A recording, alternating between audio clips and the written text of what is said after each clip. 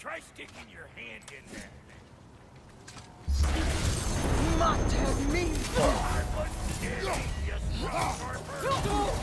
Welcome to MojoPlays, and today we're scouring our bestiary to take on the 10 hardest new enemies in God of War Ragnarok.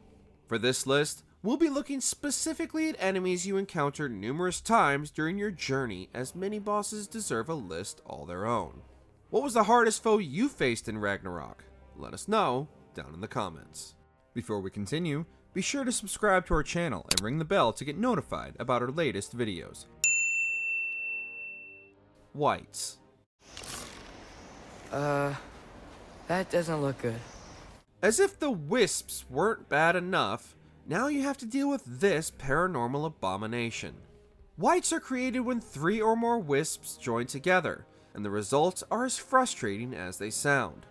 Wights wield strong magic attacks that can paralyze their opponent and leave them vulnerable as they teleport around the battlefield. Unlike wisps, however, wights can only be damaged by basic arrows, and even then, it will take multiple shots to bring them down to ground level to deal any real physical damage to them. Even when the wight is defeated, you're still left with the wisp to deal with, but when compared to the wight, they're easy prey.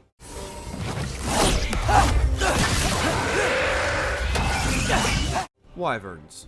Whoa, what is that? A wyvern! Nasty beast! Careful, lad! The threat wyverns present isn't immediately obvious. Looking like overgrown chickens, these birds of prey fight best from afar, but aren't above swooping in for a quick grab that can cause substantial damage if not blocked or parried. They also wield numerous magical abilities that, while easily avoidable, can make for a chaotic skirmish in the midst of dealing with the rest of the foes usually in their company. The best way to deal with a wyvern is to have Atreus or Freya focus their fire on it, allowing Kratos to get up close and personal where the wyvern's attacks are limited. It's just actually getting in close that's the problem.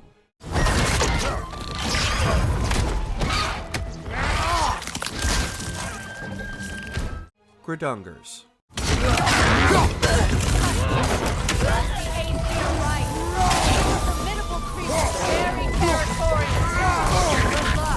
Like many new enemies in God of War Ragnarok, Gridungers come in a variety of flavors, each with their own special abilities to lay Kratos flat on his back.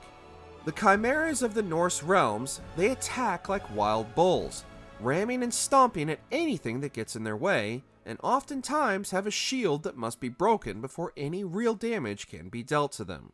Each requires different tactics and weaponry to deal with depending on whether they're susceptible to fire or ice damage, but then there's also the Dodr Gridunger, which is Odin's own special breed of the beast that uses unblockable Bifrost attacks. Attempting to parry and stun the Gridunger is the easiest way to take them down. You just have to be sure your timing is perfect or become the dirt beneath their hooves.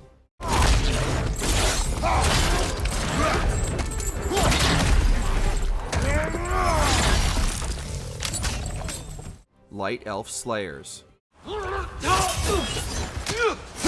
We don't want to hurt you. We do not have a choice.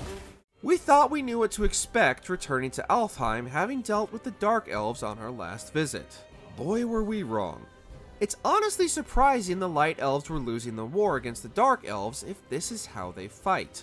The Light Elf Slayers are undeniably the worst of the bunch. Wielding dual swords, they'll glide around the arena waiting for their moment to strike, and should Kratos become too aggressive, they can even block and counter many of his most powerful attacks. They can even heal themselves if they manage to slink away from the fight for long enough. Much like the way the Light Elf Slayers patiently wait for their moment to strike, so too must you do the same, as timing is everything when battling these fierce warriors of light.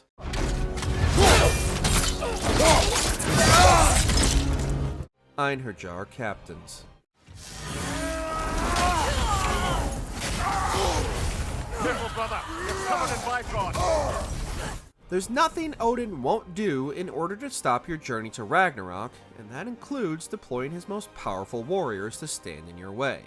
Leading the charge are the Einherjar Captains, and they're ready to prove how they achieved this rank. With their signature weapons, oftentimes a scythe or enormous hammer, they can easily cut through their opponents with ease using their powerful combos. Much like many of the other damaged spongy enemies on this list, the key to knocking the captains down a rank is patience, waiting for the moment to strike. But beware, the captains are using the same strategy and just waiting for Kratos to let his guard down. Many of their attacks are blockable or can be parried, but your timing needs to be precise, otherwise they won't waste any time showing Kratos the error of his ways.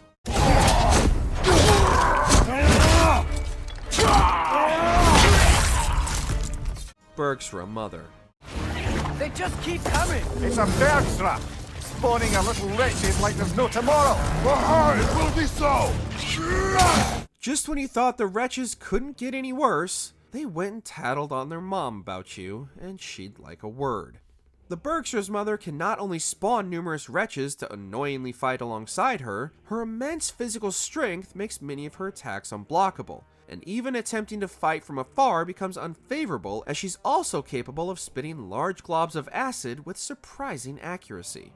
No matter what way you approach this fight, don't expect any encounter with a Bergsra Mother to be a quick battle. Her strong defenses mean she's resistant to most physical attacks, and her ability to throw her own brood at you means she's willing to sacrifice her own bloodline just to ensure she doesn't go down easily.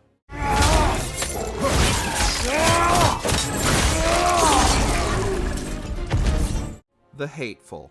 Bloody Draugr holes. We've got to clear out all these undead bastards. All of you who complained about how easy the Draugr were in 2018's God of War have a lot to answer for, because now we have to deal with the Hateful, and they're looking for payback. Unbelievably aggressive when compared to its more common counterpart, the Hateful also has a nasty habit of igniting itself, so any follow-up physical attack causes it to explode, giving this undead menace breathing room to get right back up in Kratos' personal space.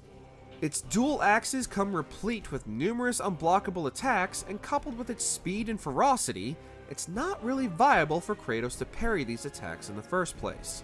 Any battle against the Hateful, of which there are many, is a test of resilience and perseverance while choosing your moments and not becoming overconfident, because they are just waiting for you to slip up. That Draugr. Aye, we fought it at the other Draugr hole, didn't we? Odd. Phantoms. A phantom! The Nords have a phantom! Of course the Nords have a phantom!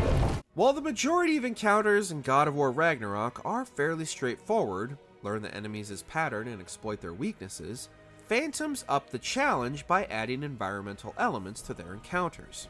Just like the Wights and Wisps, direct attacks have no effect on Phantoms until their stun bar has been filled, and even then, they simply disappear to avoid any further attacks. Where the Phantoms differ, however, is with the runic spring pillars, which must be destroyed during the time when the Phantom is stunned. Only once all these pillars are destroyed can Kratos finally take the fight directly to the Phantom, but it won't take this offense lightly. Letting your companions lead the charge and using ranged attacks until the stun bar is filled are the only way to avoid its unblockable attacks should you get too close for comfort.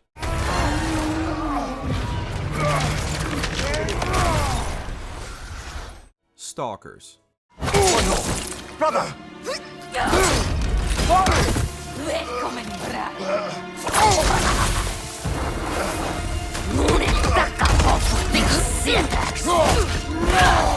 Stalkers are renowned for their hunting skills, and they have their sights set on hunting the most elusive game of all, the Greek God of War. These centaur beasts make full use of both their human and horse halves, attacking most often from a distance with a bow, and if up close and personal, will use their powerful legs to kick and stomp Kratos into submission. Occasionally, Stalkers' horns will glow, and if struck with a ranged attack, will leave them vulnerable for a few seconds, granting a small window of opportunity for counterattack, but just be sure to retreat before they get back up on their feet or they'll easily kick you across the arena. Once defeated, Kratos will make sure they get the point that he's the alpha predator in these realms.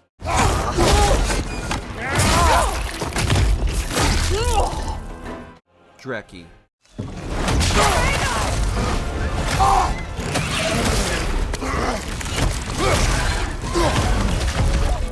Much like their real-world cousins, the Dreki's speed is not to be underestimated. These enormous crocodiles have no shortage of tricks up their sleeve and can easily gain the upper hand whether in close quarters or ranged combat.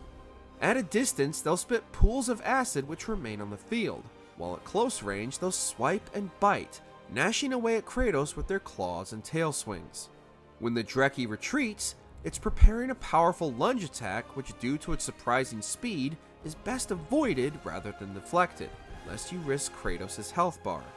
And just when you think you have the Dreki on the ropes, it changes up its strategy and begins to electrify its acid attacks, which will completely immobilize Kratos if he's caught in it, an opportunity the Dreki will immediately rush in to take advantage of.